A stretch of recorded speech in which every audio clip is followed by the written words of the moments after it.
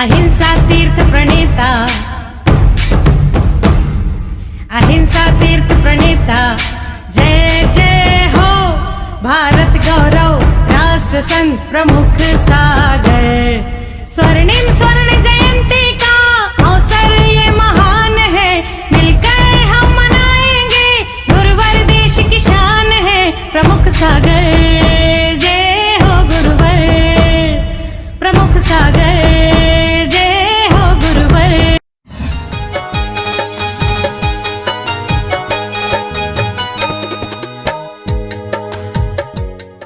धर्मश्री बब्बात्माऊ जयकारा गुरुदेव का।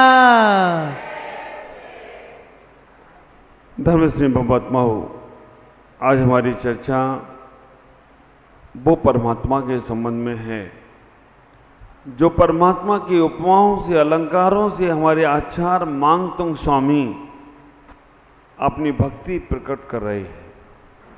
आज 19वें नंबर के काव्य में आचार्य मांगतुंग स्वामी क्या कहना चाहते हैं, बोलेंगे एक बार। किम सर्वरीषु ससिनान् विवस्वतावा, किम सर्वरीषु ससिनानि विवस्वतावा, स्मन्मुखेन्दु दलितेषु तमसु नाथो, स्मन्मुखेन्दु दलितेषु तमसु नाथो, निष्पन्न शाल्वन शालिनी जीव लोके, निष्पन्न शालिवन शालिनी जीव लोके, कार्यम किया जलधरे जल भार नम्रे, कार्यम किया जलधरेर जलभार नम्रे। आचार्य मांगतुंग स्वामी कारागृह में बंद हैं, भगवान आदिनाथ की भक्ति चल रही है और वो आज अभी तक कह रहे थे कि भगवान सूर्य जैसे हैं, चंद्रमा जैसे हैं, लेकिन आज कह रहे हैं ना सूर्य की जरूरत है ना चंद्रमा की जरूरत है। और उन बादलों का मैं क्या करूं जो पानी से भरे हुए हैं। आचार्य मांगतुंग कह रहे हैं किम सर्वरीषु शशि नाहन विवस्वतावा, ऐसे चंद्रमा की अब मुझे आवश्यकता नहीं है जो रात्रि में प्रकाश देता है। दिन में भी आप विचार करके रखना, जो दिन में तम को हरता है ऐसे चंद्रमा की जरूरत नहीं है। जो रात्रि में तम को हरता है और दिन में ताप को हरता है।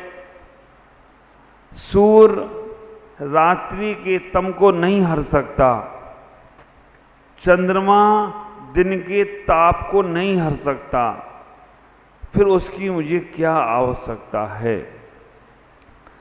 कितना भी सूर्योदय होता हो, लेकिन वो रात्रि के समय के अंधकार को, रात्रि में सूर्य का कोई प्रभाव नहीं होता है। रात्रि में सूर्य अपने आप चला जाता है। और कितना भी गर्मी पड़ रही हो, लेकिन आप विचार करके रखना, दिन में चंद्रमा का प्रभाव समाप्त हो जाता है। फसल पक गई हो तो उन भरे हुए पानी के बादलों का मैं क्या करूं। तो आचार्य मांगतुंग स्वामी कह रहे हैं कि ये भगवान, अब मुझे ना चंद्रमा की आवश्यकता है क्योंकि अब मेरे को पास आप जैसा प्रकाश है। मुझे अब ना सूर्य की आवश्यकता है क्योंकि अब मेरे पास आप जैसा प्रकाश है। और भगवान, अब मुझे भरे हुए बादल की, पानी के बादलों की भी जरूरत नहीं है क्योंकि अब मेरी फसल पक चुकी है। ख्याल करो, प्रतीक रूप में आचार्य कह रहे हैं ये सूर्य और चंद्रमा तो बाहर के प्रकाश के लिए हैं, लेकिन मुझे अंदर का प्रकाश हो चुका है। आप ख्याल करके रखना, सूर्य और चंद्रमा अगर तुम्हें रोशनी देते होते, सूर्य और चंद्रमा तुम्हें प्रकाश देते होते, तो ख्याल करके रखना, जिसके पास आंखें नहीं हैं वो जीवन में कुछ कर ही नहीं सकता था। लेकिन जिसके पास आंख नहीं है वो भी अपने जीवन में ज्ञान के प्रकाश से सब कुछ कर लेता है।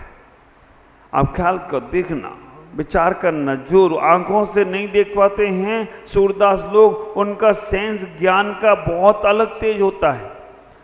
वो आसपास के लोगों की चहल पहल से समझ लेते कि क्या प्रकार के लोग हैं। बाह्य के शरीर के अंग और उपांग अगर कोई कमजोर पड़ जाए तो उसका आत्मबल मजबूत हो जाता है। अभी हम लोगों के पास एक भैया वृत्ति करने वाला आता है बाहर सोई से, पैर नहीं है एक उसका, लेकिन फिर भी इतना अंदर से उत्साह है चलने का कि उसके पास शक्ति बहुत है। तो बाह्य की इंद्रियां बाह्य के आकर्षण से ही प्रभावित हो सकती हैं, लेकिन जैसे अंदर की इंद्रियां जागृत हो गई, अंदर का प्रकाश मिल गया, अंदर का जीवन मिल गया, ख्याल करके रखना, उसे बाह्य कोई भी चीज प्रभावित नहीं कर सकती है। तुमको तभी तक दूसरे की प्रशंसा प्रभावित करेगी जब तक तुम्हें अपने अंदर की प्रभावना मालूम नहीं होगी। तुमको तभी तक दूसरों के शब्द कटु लगेंगे जब तक तुमने अपने अंदर का आनंद को प्राप्त नहीं किया। तुमको तभी तक बाहर की वस्तुओं में बहुत कुछ अच्छा दिखेगा जब तक तुम्हें अपने अंदर की वस्तु दिखी नहीं है। ख्याल करो, ज्यादा दूर ना जाएं, अपन यहीं पर बैठे पंडाल में देखें, उन्हीं लोगों को पैसा अच्छा लग रहा है, उन्हीं लोगों को व्यापार अच्छा लग रहा है, उन्हीं लोगों को खाना पीना अच्छा लग रहा है, उन्हीं लोगों को बाहर की दुनिया अच्छी लग रही है जो यहाँ पंडाल में विधान में नहीं बैठे हैं। और जो विधान में बैठ गए उन जैसा आनंद वो कभी प्राप्त नहीं कर सकते। खाना पीना, व्यापार, बिजनेस। अभी मैं मंदिर में गया भगवान के दर्शन करने, बहुत सारे लोग मंदिर में बैठे हैं। मंदिर के भगवान कहीं जाने वाले नहीं हैं, लेकिन विचार करके रखना, ऐसा विधान और ऐसा चतुर्विध संग उन्हें बार बार मिलने वाला नहीं है। वो बैठे बैठे मंदिर में ही पूजा करते रहो। पुण्य से ही तुम्हारा जीवन उत्थान की ओर जाएगा, और पुण्य नहीं है जोड़ के रख लो हीरे और मोती।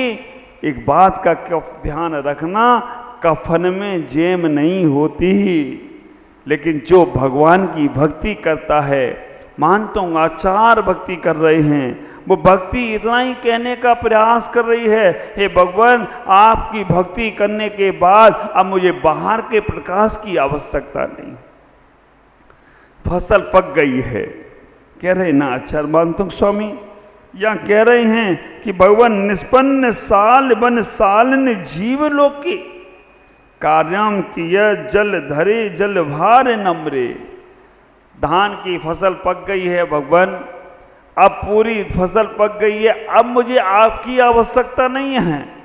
अब पानी के भरे बादल किस काम के? फसल पकी नहीं होती तो बादलों का काम पड़ता। हे भगवान अब तो मैं आपके चरणों में आ गया हूँ, अब तो मुझे बस इतना ही है भगवान, आपके चरणों में आकर मैंने सम्मित रूपी बीजा रोपण कर दिया, सम्मित का फसल उगाई है। अब तो भगवान ये फसल काटना है केवल। आचार्य भगवान मेरे गुरुदेव महामृत्युंजय काव्य में कह रहे हैं कि ये फसल जो तुम्हारी सम्मित रूपी पक गई है, ये जैन कुल में तुम आ गए हो, मुनि के समीप पहुंच चुके हो, अब तो फसल पक गई है, अब भगवान इसे काटना है। क्योंकि जैन कुल में जन्म ले लेना संयम के रूप में हमें आप विचार करना। मांग दूंगा आचार तो यहाँ और कुछ कह रहे, वो कह रहे हैं कि भगवान मैंने संसार रूपी भूमि पर दिगंबर रूपी बीजारोपण कर दिया, अब शुद्ध उपयोग रूपी आत्मा का निश्चय रूपी हमारा दाना भी अंकुरित हो गया है। अब उस फसल को काटने का प्रयास करना है, और वो फसल काट के खेतों में फसल उगी रहे, काटी ना जाए। कीड़े लग जाते हैं, कीड़े खत्म कर देते फसल को, या कहीं आग लग गई तो फसल खत्म, या जिस पानी से गिरने से फसल अच्छी हुई थी अतिवृष्टि हो गई तो भी फसल खत्म। तो अब क्या करता है समझदार किसान? समझदार किसान ये करता है कि सही समय पे फसल काट लेता है और घर में रख देता है, फिर पानी बरसे, कीड़ा लगे, आगी बरसे, कुछ भी फर्क नहीं पड़ता है। तो हे मेरे भोले श्रावक, अभी सही समय है। वो बरसात का पानी बाहर का मार्ग साफ करता है और गुरु की वाणी तुम्हारे आत्मा को साफ करती है। अभी सही समय है, फसल काट लेना। फसल काटने का मतलब है अपने जीवन को जितना संयमित बना सको, जितना अपने आप को अपने आप में लगा सको उतना कर लेना, क्योंकि एक बार ये मनुष्य पर्याय गई ना, बाद में तरसते रहोगे। देव भी बन गए तो भी तरसते रहोगे कि हम कोई व्रत ले लें, कोई नियम ले लें, कोई संयम ले लें, और नरक में चले गए तो फिर व्रत छोड़ो, वहां पर तो देव दर्शन भी नहीं मिलने वाले। तिर्यंच अवस्था को पा लिया तो फिर क्या करोगे?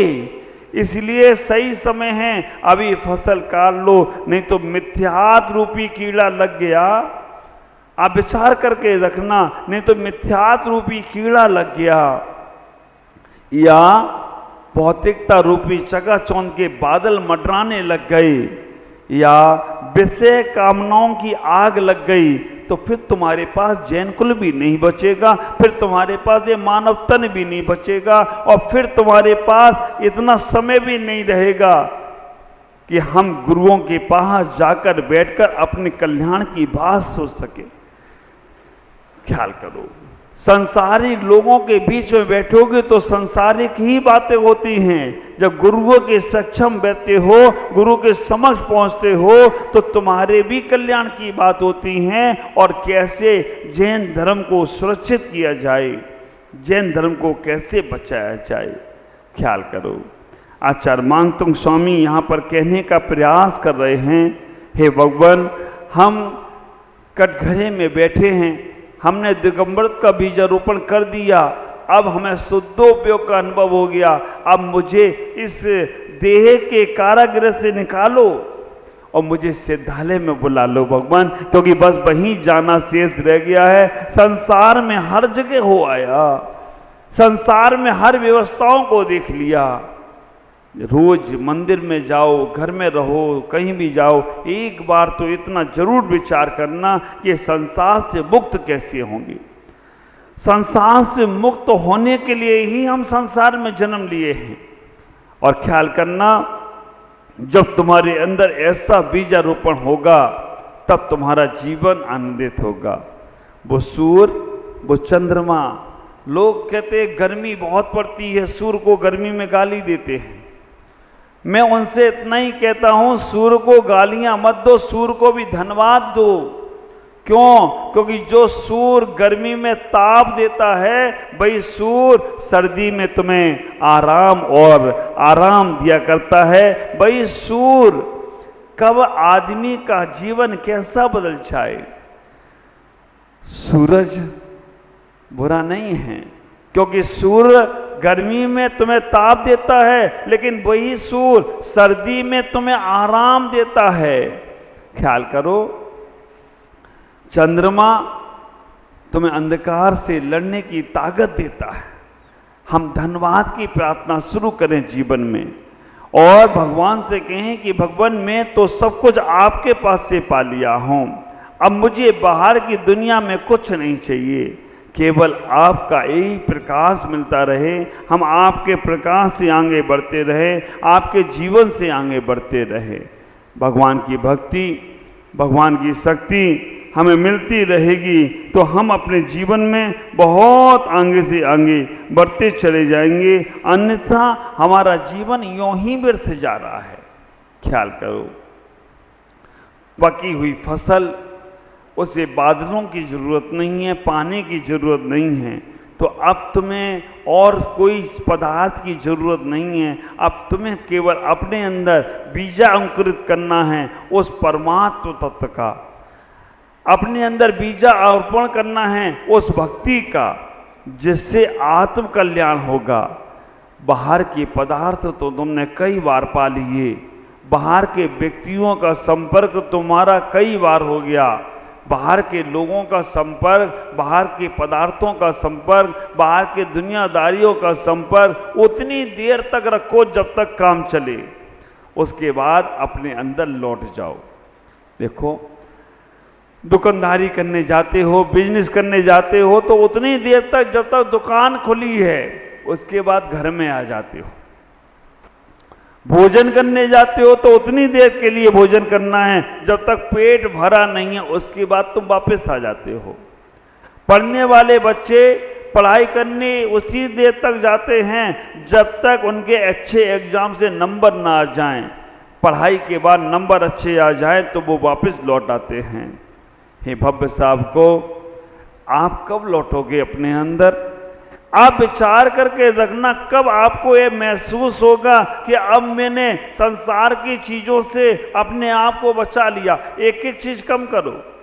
मैं हमेशा कहता हूँ, अपने जीवन को मैथमेटिक्स से जोड़ दो, गणित से जोड़ लो। हम अपने जीवन के 4 हिस्से कर ले। पहला हिस्सा है जिसमें हमने जोड़ा ही जोड़ा है, प्लस।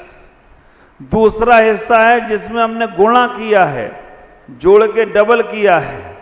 तीसरा हिस्सा है जिसमें हमने उसे घटाया है, माइनस किया है। और चौथा हिस्सा ये बनाओ कि तुमने भाग दे दिया, अब तुम्हारे पास क्या बचा। जीवन को जोड़ा जोड़ा जोड़ने में लगे रहे, कोई बात नहीं। बचपन जोड़ने के लिए होता है, यौवन गुणा करने के लिए होता है। जब 50 पार कर जाओ तो फिर घटाओ। शरीर भी कहता है अब ये हटाओ।